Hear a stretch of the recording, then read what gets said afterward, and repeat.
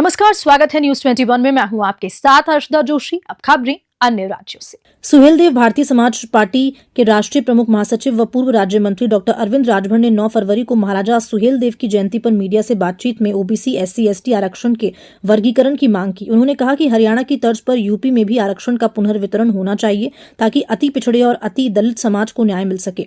Doctor Rajbhar ने विपक्षी दलों पर निशाना साधते हुए कहा कि सपा, बीएसपी और कांग्रेस अब खत्म होने के कगार पर है। उन्होंने वन नेशन वन एजुकेशन की जरूरत बताते हुए देश का संविधान समावेशी और प्रगतिशील है, जिससे हर वर्ग को बराबरी का एक हक मिलना चाहिए। उन्होंने कार्यकर्ताओं से 2024 के त्रिस्तरीय पंचायत चुनाव और 27 के विधानसभा चुनावों की तैयारियों में जुटने का आह्वान किया। कुशीनगर से मोहन वर्मा की रिपोर्ट। ऐसे ही कम्युनिटी के साथ मिलकर करते हैं जो सामाजिक, शैक्षणिक, राजनीतिक और आर्थिक दृष्टिकोण से पिछड़े और पिछाड़े गए लोग हैं।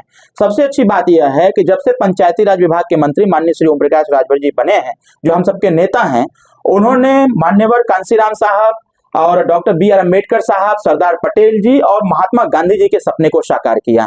सपना उन्होंने देखा था कि आने वाली सरकारें, लोकतांत्रिक व्यवस्था में आने वाली सरकारें कुछ ऐसी व्यवस्था बनावें कि जिससे कि एक ही साथ समस्त गरीबों का कल्याण हो सके, सरकारी योजनाएं उनके तक पहुंचे।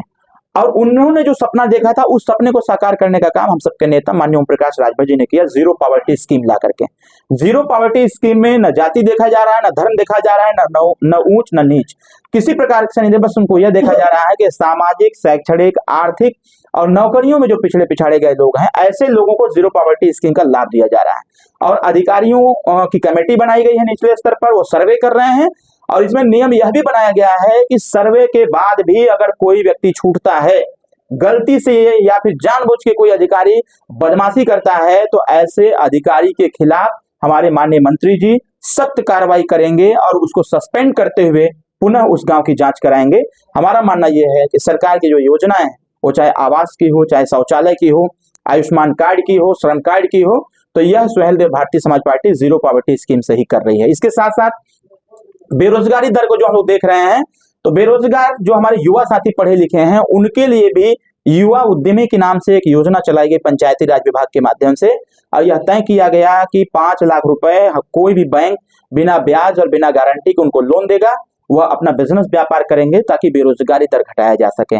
इसके साथ साथ सुहेलदेव भारतीय समाज पार्टी ने जो दबाव बनाया संगठन के माध्यम से, रैली, सभा, जनसभा के माध्यम से, कि हम लोगों की सोच थी, माननीय नेताजी की हमारी सोच थी कि जो गरीब जहां पर भी जिस भी जमीन पर 15 साल, 20 साल, 25 साल से बसा हुआ है, वह जमीन का उतना एरिया नाप करके उस व्यक्ति को दे दिया जाए जो लंबे समय से वहां निवास कर रहा है।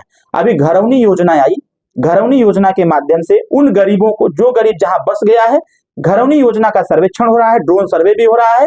और सर्वेक्षण के उपरांत जितना वो एक्वायर किया हुआ है, उतना जमीन का खसरा खतौनी उसके नाम से दिया जा रहा है।